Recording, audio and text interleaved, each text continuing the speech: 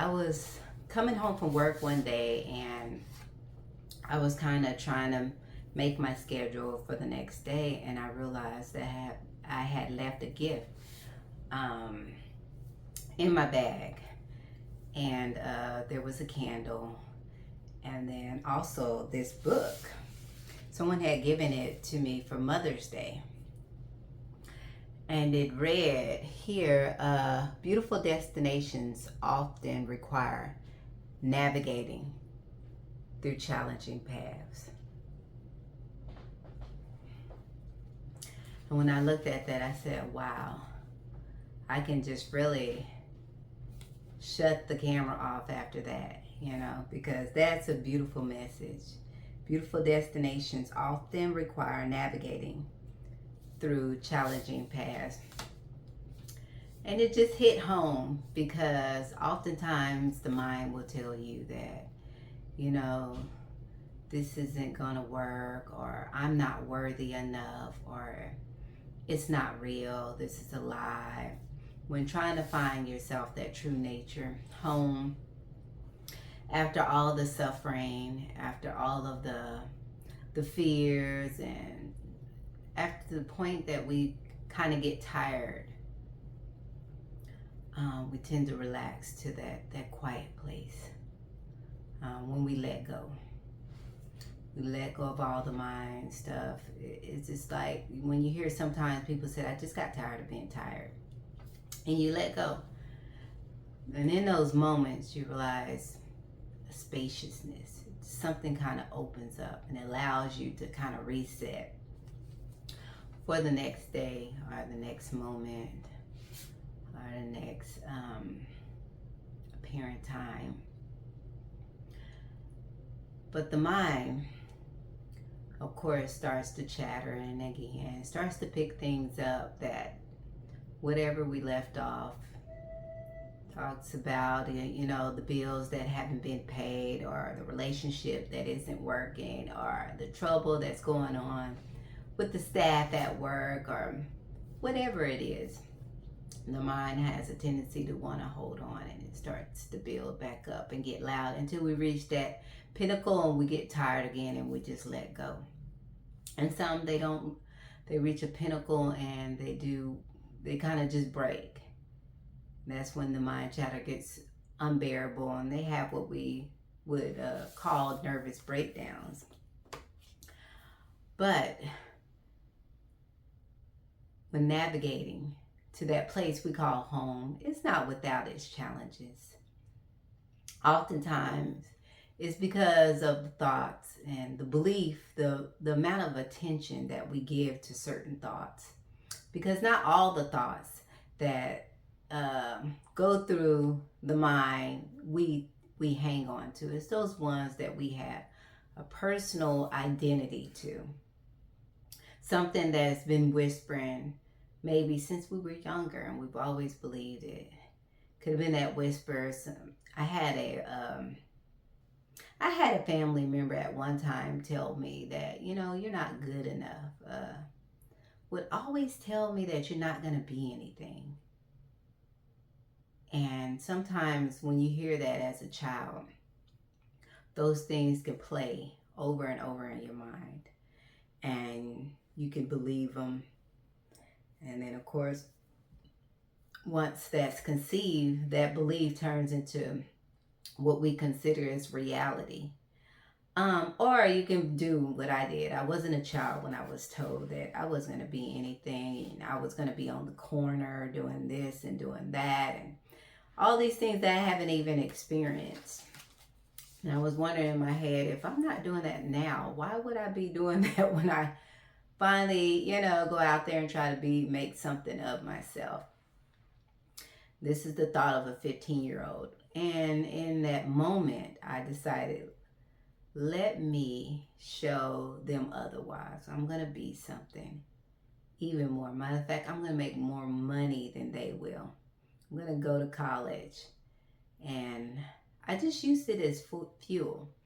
But if that same message would have stuck, or maybe someone told me that as a child, and that conditioning would have took, then that would have been something that could have caused suffering, could have caused a belief system, could have caused some conditioning, to where the things that I was decided, the choices that I made would have been different than the ones I made, to more so rebel against that negativity. I could have accepted that and just went along with that belief system. And these are the things that holds us when it comes to finding our true nature, when it comes to finding that source of life that's is all of us. And sometimes I say within because, you know, the conditioning, we've been taught that you look inside of you. There's no real inside or outside. It's no such thing as space and time when dealing with that source of life, because it's all one. It's all the creator, if we want to call it that. It's all that love. It's all love, from which everything emanates and has its being. So really, it's turning awareness back to yourself. It's looking beyond the fear, looking beyond the thoughts. And then, of course, there's no real anything in the forefront or the back front or behind it. But these are just language. It's prior to all of the phenomenal. It's not until we give things attention to all of the chatter and the lies that the mind tells us that it's incapable. You're incapable of finding this love, of finding this true peace, because of who, you know, you're not worthy, or because it's not real, or, you know, all the different things that the mind can come up with, or it's a trap, you know, that it could come up with to try to steer you or to take your hands off of it. Some people talk about being so tired because they've been doing a lot of practices for years and still have a problem with just being. Just the realization of their true nature, of that love, that source that emanates from within. They have strong attachment to the identity, which is, I am this mind body person. I am, you know, Lynette or Mark, or I'm a director at such and such, or a rep at a whatever the job is. They have a strong attachment to identities, whether it's to their job, their culture, their religious beliefs. These things have a tendency, or will veil the truth of your true nature.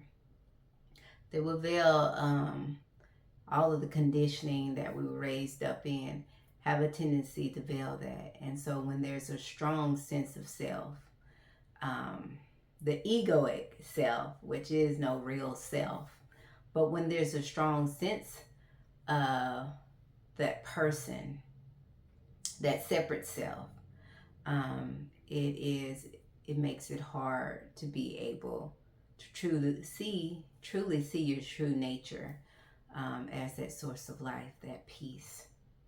So when these things are rising, as I call it, and the voices are chattering, the noise is getting loud, find yourself just resting and being unmovable and just being.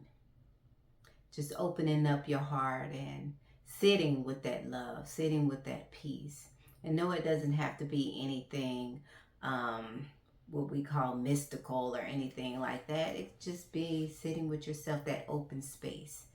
Just open up and find your attention resting in your heart.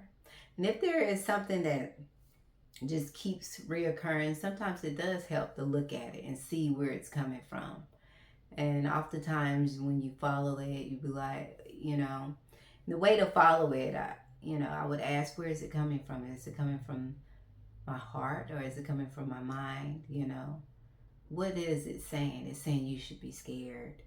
Okay, scared of what? So it's wanting fear of, and then it gets to the belief behind why you should be scared, because if you don't act now, you may die. or anything like that. And then you follow it and you realize there's nothing there.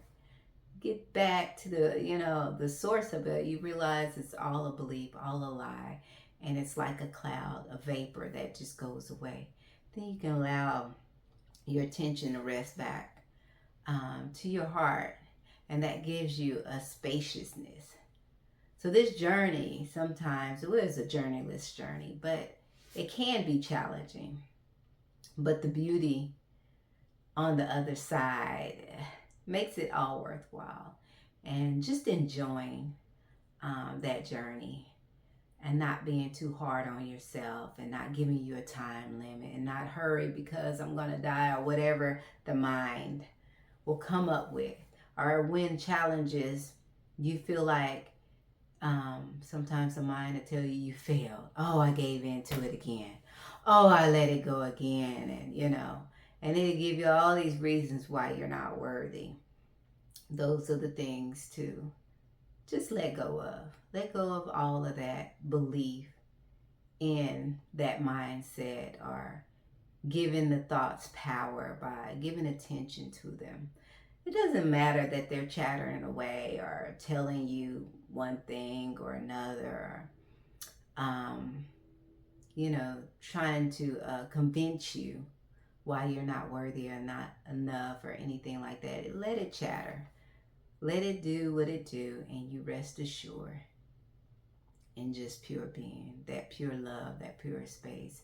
This is how we can make this journeyless, navigating through these challenges and this journeyless journey, just a lovely experience. It doesn't have to be taken too seriously, although it's not a flippant matter, but just meet it with joy and love and patience, and be kind with yourself. If there's something that comes up that isn't kind, just be okay with letting it go, letting it be. The more you find yourself resonating in that love space, the lesser time than the mind can hold you.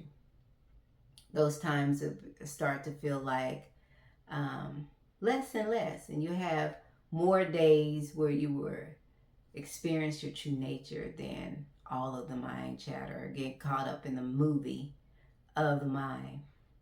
And so, yeah, that's what came up when I saw that. And I said, what a beautiful message. Beautiful destinations often require navigating through challenging paths. And yeah, so when you're going through the cycles, is what I call them, of getting caught up in the movie and then coming back to being, get caught up in the movie, back to being, caught up in the movie, and then back to being, it feels challenging. But when you're on the other side, it seems like it was nothing at all. It's just laughter. So just know within yourself that everything's going to be all right. And just try to enjoy this, every experience really. Whether it's phenomenal or just sitting in that resting place. Anyway, thank you for sharing this moment with me. Remember that you are beautiful and I love you.